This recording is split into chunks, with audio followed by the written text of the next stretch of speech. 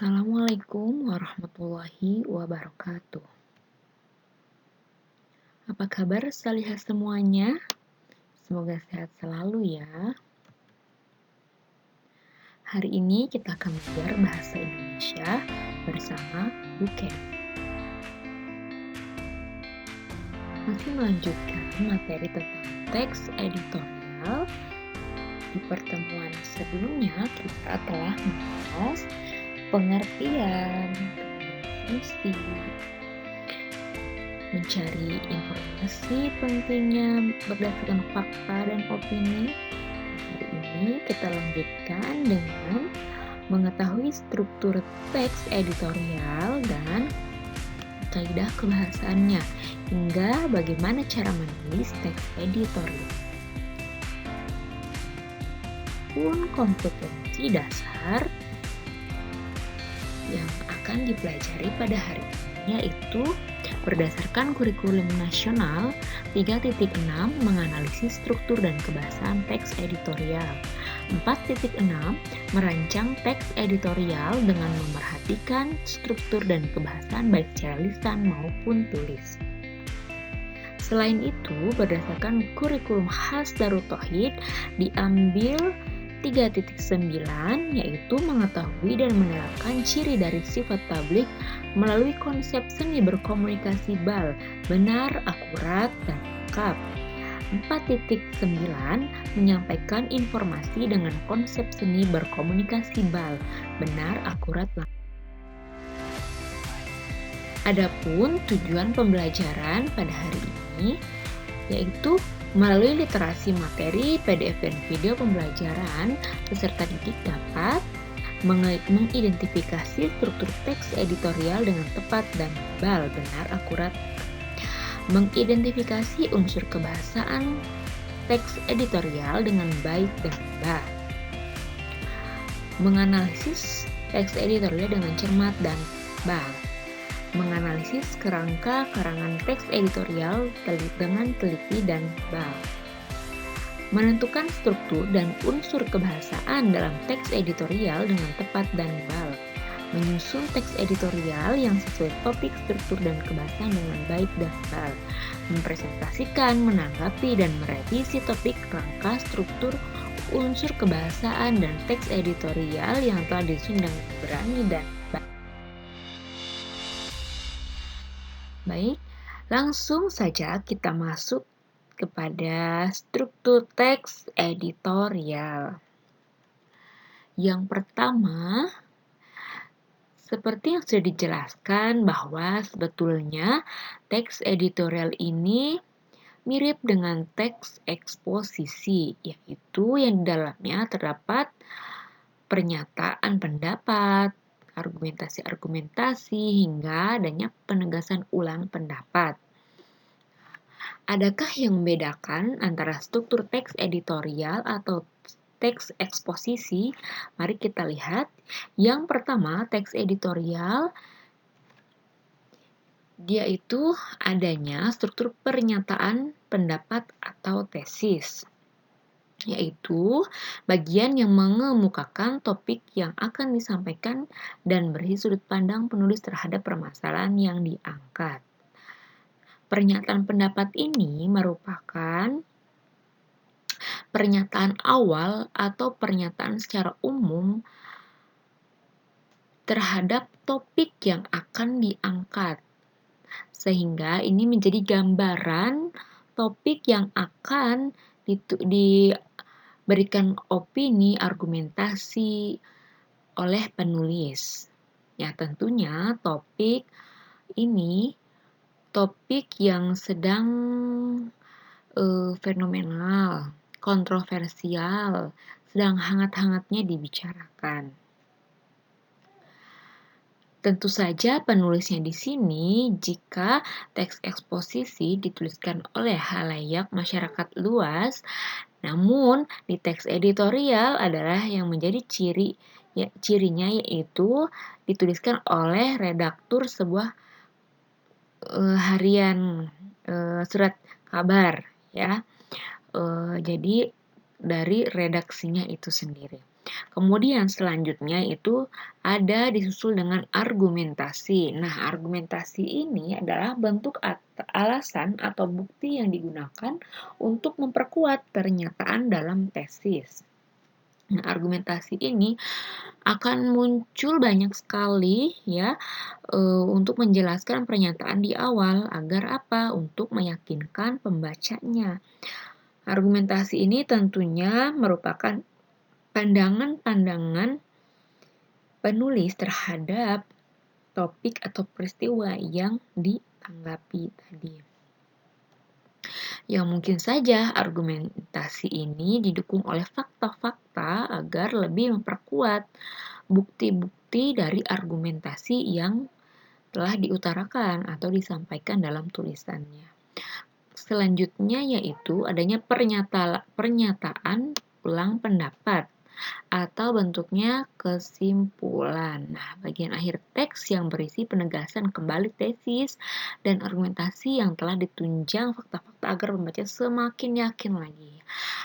Atau biasanya pernyataan ulang pendapat ini sifatnya opsional, bisa ada atau tidak. Ataupun ini bentuknya kesimpulan.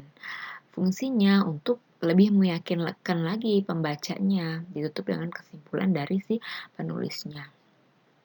Nah, jika kita lihat dari struktur ini, persis sama seperti struktur teks eksposisi, hanya saja ditekankan di sini dari sudut penulisnya itu berbeda. Ya.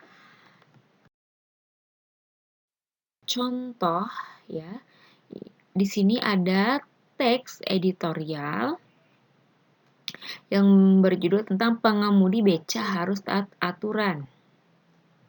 Nah, ini teksnya di sini terdiri dari 5 paragraf. Mari kita lihat.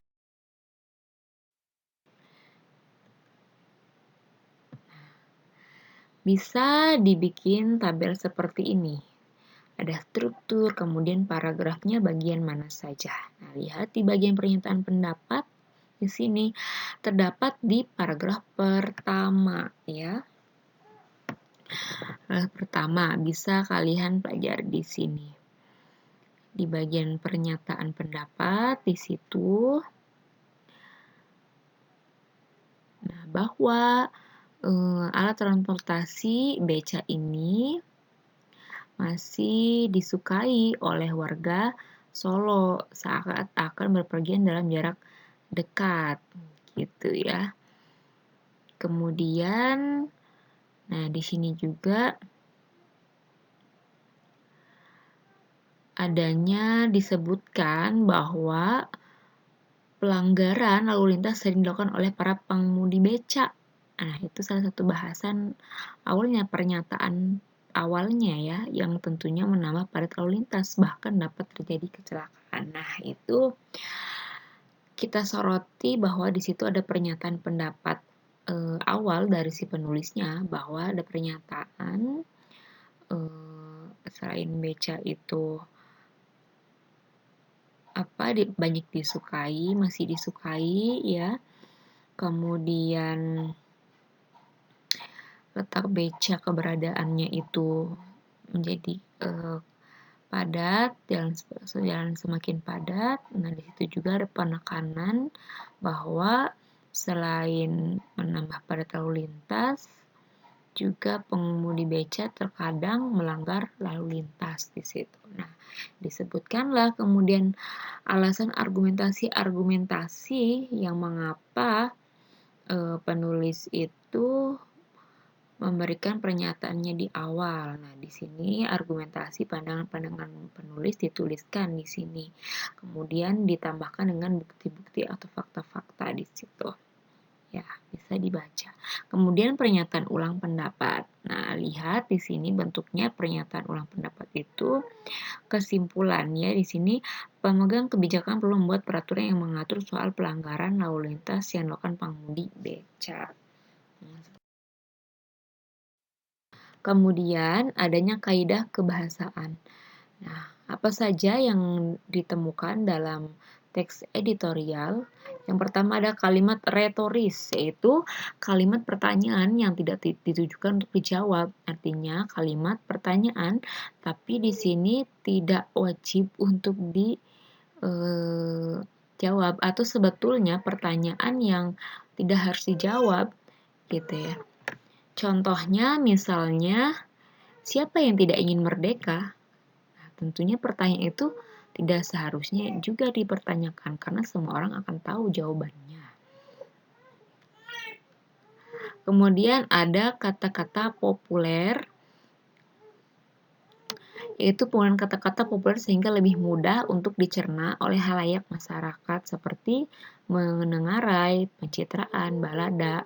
Nah, kata-kata ini ditujukan agar membaca tetap rileks meskipun tulisan dipenuhi dengan tanggapan kritis. Kemudian ada kata ganti penunjuk. Di sini kata ganti penunjuk itu bisa merujuk tempat, peristiwa, waktu. Nah, seperti ada kata ini, itu, kesini, begitu, dan lain-lain. Kemudian adanya kata penghubung atau konjungsi kausalitas sebab akibat. Contohnya di sini ya banyak menggunakan kata penghubung sebab akibat seperti sehingga, karena, sebab, oleh sebab itu. Dan bagaimana cara menulis teks editorial itu sendiri? Yang pertama yaitu kalian bisa memilih.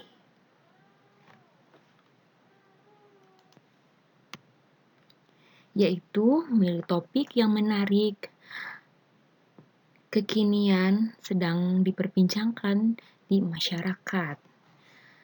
Selanjutnya, yaitu mengumpulkan data yang mendukung, yaitu data yang berupa fakta-fakta yang berhubungan dengan topik agar mendukung pendapat. Selanjutnya itu mengaitkan bagian-bagian editorial dan mengembangkannya. Kemudian memperbaiki, yaitu memperbaiki isi teks editorial termasuk isi dan kaidah kebahasaannya jika sudah jadi. Nah, baik,